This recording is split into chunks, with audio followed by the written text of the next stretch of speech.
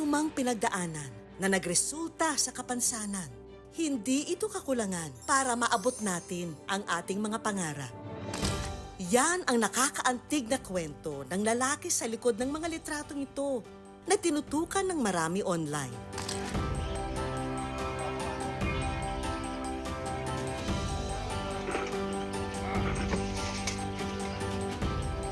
Matapos mag-viral, kamusta na kaya siya? Nakilala ng good news dito sa Libon sa Albay. Si Rolly Ronatay, 38 taong gulang at dating construction worker sa Maynila. Nag-start po ako noon magkaroon ng knowledge sa construction sa pamamagitan din po ng papa ko po. Nag-aaral pa lang po ako ng high school is nakikita ko na po yung tatay ko, tatrabaho po ng ganon. Sa tatay ko po ako na simulang nahubog noon sa karunungan pagdating po sa construction. Simula noon, sinubukan niya ang kanyang kapalaran sa Maynila. Nagsimula rin po ako noon na masukan na boy. Iba-iba pong pabrika na pasukan ko po noon. Janitor sa ospital. Isa rin po akong construction worker noon. Yun po yung mga naging trabaho ko noon. Plano na rin daw sana niyang mangibang bansa para magtrabaho. Pero naudlot dahil sa isang hindi inaasahang pangyayari. Bago umalis, umuwi raw siya ng Libon para magbakasyon. Pero imbis na makapagpahinga, isang aksidente ang nangyari. Yung motor ko po na ginagamit, nawalan po yun ng ilaw. Nung gabing yun, galing po ako nun sa pamamasada. Hindi naman po sinasadya na meron pong nakagarahing sasakyan po sa karsada. At yun nga po yun yung nabangga ko. Ayaw na raw balikan ni Rolly ang malagim na aksidente. Pero ang ipinagpapasalamat niya, ang determinasyon niyang makabangon muli.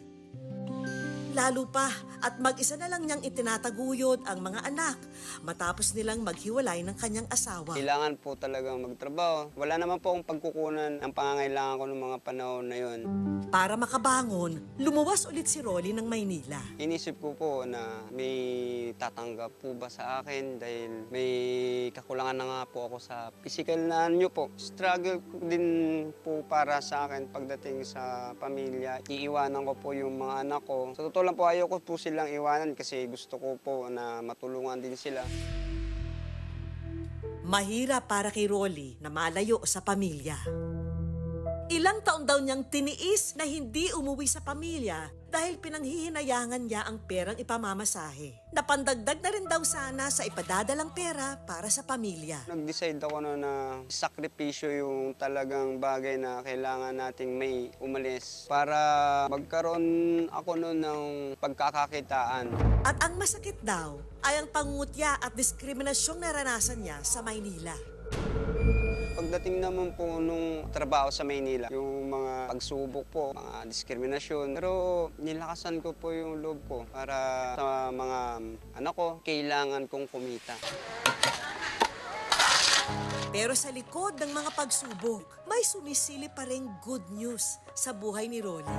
Tila isa raw milagro nang may biglang tumulong sa kanya na hindi niya kilala.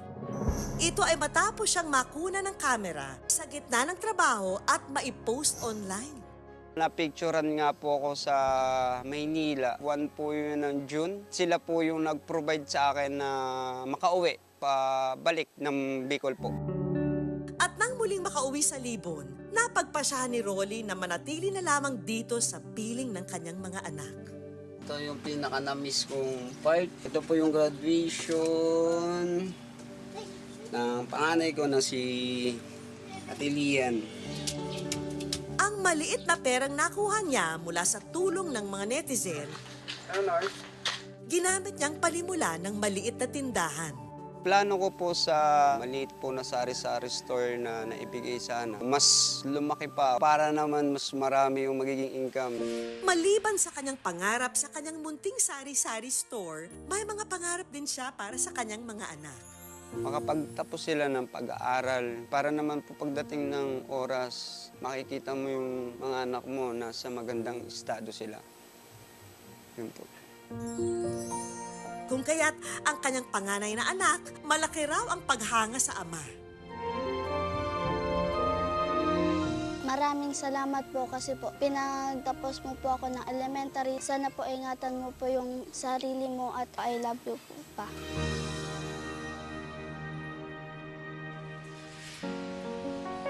Gaano man kaabala ang mga bata sa eskwela, eto at magbabanding ang mag-aama. Kay gandang pagmasdan, ano, Rolly? Hindi ko ginawang hadlang yung pagkakawala ko ng isang legs para tumigil mangarap o tumigil magkaroon ng trabaho. Sa buhay, tuloy lang sa paglakad. Ang maliliit na hakbang, kapag hindi sinukuan, kaya ka rin dalhin sa iyong paroroonan. Saludo kami sa iyo, Rolly.